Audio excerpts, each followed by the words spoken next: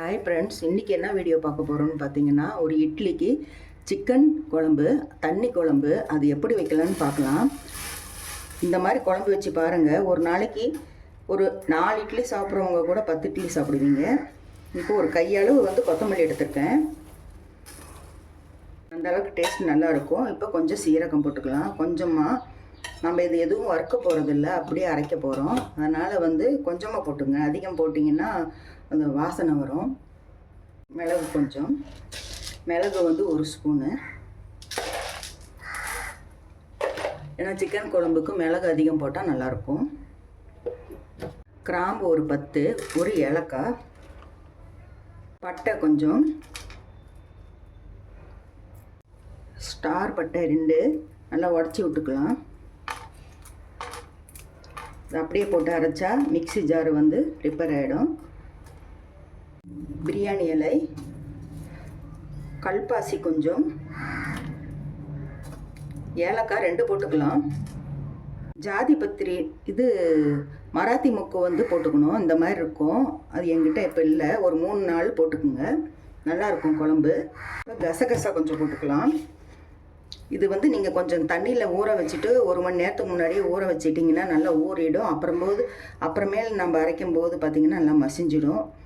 ஏன்னா மிக்ஸி ஜார்லலாம் கசகசா மையறதில்லை. அதனாலேயே இப்போ யாரும் நான்வெஜ் குழம்புக்கு கசகசா போடுறதே இல்லை. நம்ம தண்ணியில் ஊற வச்சு கூட போடலாம். இப்போ நான் அப்படியே போட்டிருக்கேன்.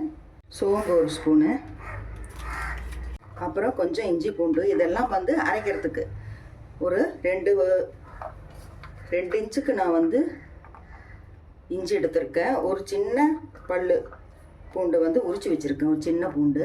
இவ்வளோ இஞ்சி பூண்டு போட்டு நம்ம இதெல்லாம் அரைச்சிக்கணும். அப்புறம் ஒரு அரை மூடி தேங்காய்,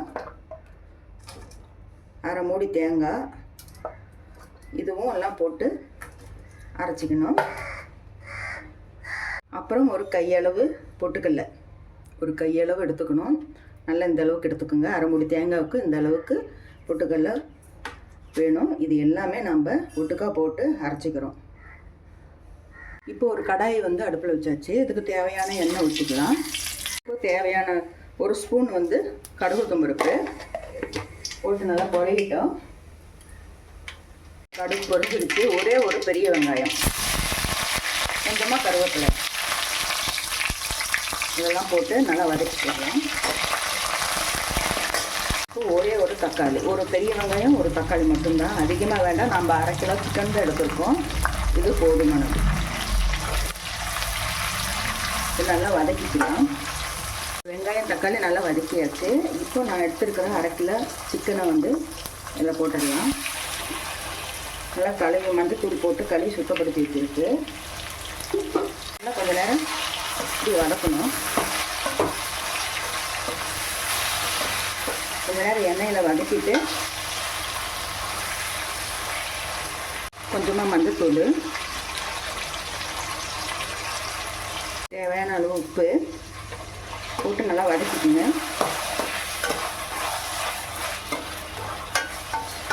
இந்த நேரம் இதெல்லாம் வதக்கின வாட்டி தேவையான அளவு மிளகாத்தூள் போட்டுக்கலாம். காரம் எவ்வளோ தேவையோ அவ்வளோ போட்டுக்கோங்க. நான் 1 ஸ்பூன் போட்டிருக்கேன்.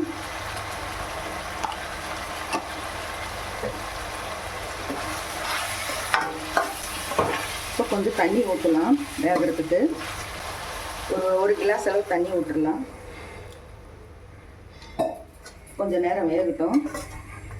குழம்பு கொஞ்சம் நேரம் கொதிச்சிருச்சு. இப்போ இந்த நேரத்தில் நம்ம அரைச்சி வச்சு அந்த மசாலா ஊற்றிக்கலாம். இதில் நான் தேங்காய் போடல. தேங்காய் தனியாக அரைச்சிக்கிட்டேன். ஏன்னா இந்த மசாலா நல்லா நைஸாக அரைக்கணும். அந்த கொத்தமல்லி, பட்டலவங்க, சோம்புலாம் எடுத்தோம் இல்லைங்களா, அதனால் அது நைஸாக அரைக்கணும். தேங்காய் கொஞ்சம் குறப்பாக அரைச்சிக்கணும். அதனால் அது தனியாக எடுத்து வச்சுட்டேன். இந்த மசாலா மட்டும்தான் அரைச்சிருக்கேன். இது ஃபஸ்ட்டு போட்டு நல்லா கொஞ்சம் நேரம் கொதிக்கணும். இப்போ பச்சையாக தான் மசாலாலாம் அரைச்சிருக்கிறோம். அதனால் பச்சையாக அந்த மசாலா வாசனைலாம் பச்சை வாசனைலாம் போகிற வரைக்கும் நல்லா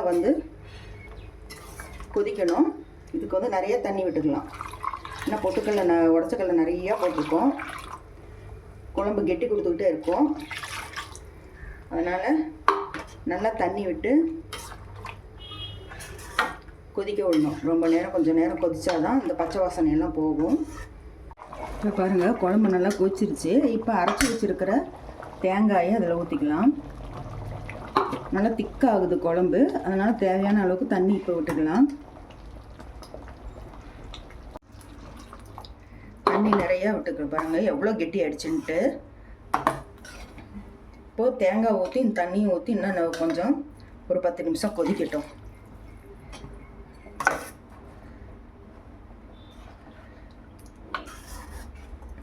நம்ம தேங்காய் ஏன் குறைன்னு அரைச்சி ஊற்றணுன்னு இந்த மாதிரி தெரியும், அதுதான் நல்லாயிருக்கும். இல்லைன்னா பொட்டுக்கடலை நிறையா போட்டிருக்கிறதுனால குழம்பு வந்து வளவலன்னு இருக்கும். நம்ம தேங்காய் வந்து கொஞ்சம் குறைன்னு அரைச்சி ஊற்றுனா குழம்புக்கு வந்து நல்லாயிருக்கும். இப்போ நல்லா கொதிக்கட்டும். இப்போ பாருங்கள் குழம்பு நல்லா கொதிச்சிடுச்சு. இப்போ வந்து கறி வந்து இதில் எப்படி இருக்குன்னு பார்த்தீங்கன்னா ஒட்டி ஒட்டாமல் இருக்கும். அதனால் வந்து நம்ம இது என்ன பண்ணுவோன்னா நாங்கள் கறியை தனியாக எடுத்து வறுத்துக்குவோம். நாங்கள் இப்படி தான் செய்வோம் எப்பயுமே. மட்டன் குழம்பாக இருந்தாலும் சரி, சிக்கன் கிரேவி மாதிரி வச்சுட்டா அப்படியே விட்டுருவோம். இந்த மாதிரி தண்ணி குழம்பு மாதிரி வச்சாக்கா நாங்கள் இதில் இருக்கிற கறியெல்லாம் எடுத்துகிட்டு தனியாக வறுத்துட்டு சாப்பிடுவோம். அவ்வளோ டேஸ்ட்டாக இருக்கும். அதனால் இப்போ குழம்புலேருந்து இதெல்லாம் நான் எடுத்துக்கிறேன். நல்லா ஃப்ளேவருக்காக என்ன பண்ணணும்னு பார்த்தீங்கன்னா ஒரு தாளிப்பு கொடுத்துடணும். ஆயில் விட்டுக்கலாம். ஒரு 1/4 டீஸ்பூன் சோம்பு, நல்லா செவந்ததும் ஸ்பூன் கறி மசாலா அப்படியே போட்டதுமே குழம்புல போட்டுடணும், தீஞ்சிடக்கூடாது.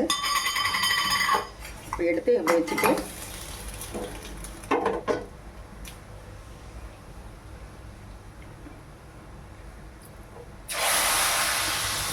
இந்த மாதிரி ஊற்றிடணும். நல்லா வாசனையாக இருக்கும்.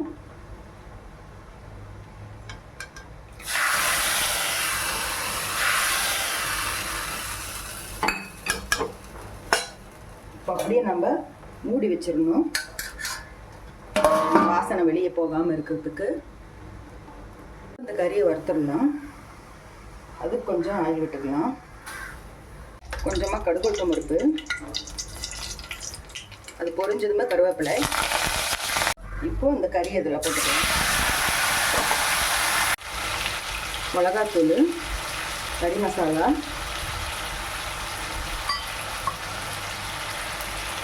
தூள் உப்பு, இதெல்லாம் போட்டு நல்லா வதக்கிக்கலாம்.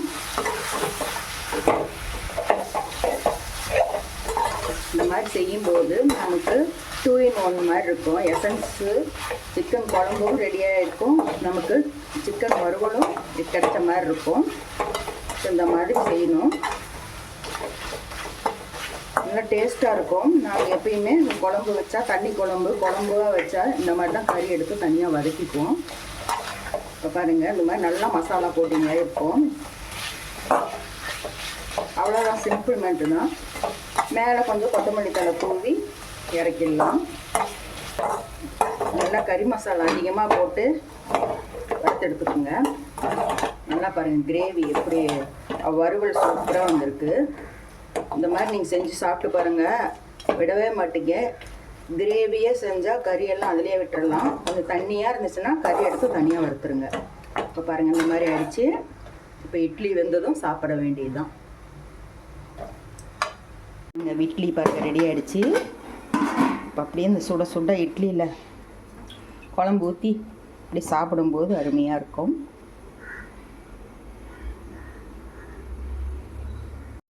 தட்டத்துலேயே வெயில் அடிக்குது, அந்த சுட்டோட சுட்டாக சாப்பிடலாம்.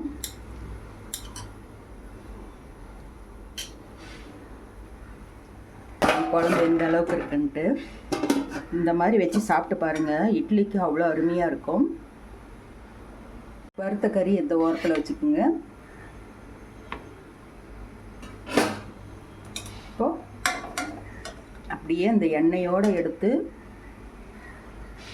இப்படி ஊற்றி சாப்பிட்ணும், அவ்வளோ அருமையாக இருக்கும். நீங்களும் இது போல் செஞ்சு பார்த்துட்டு எப்படி இருக்குன்னு சொல்லுங்கள். இட்லிக்கு தோசைக்கெல்லாம் அருமையான அந்த குழம்பு. நீங்களும் செஞ்சு பார்த்துட்டு எப்படி இருக்குன்னு கமெண்ட் சொல்லுங்கள். மீண்டும் உங்களை அடுத்த வீடியோவில் சந்திக்கின்றேன். பாய்.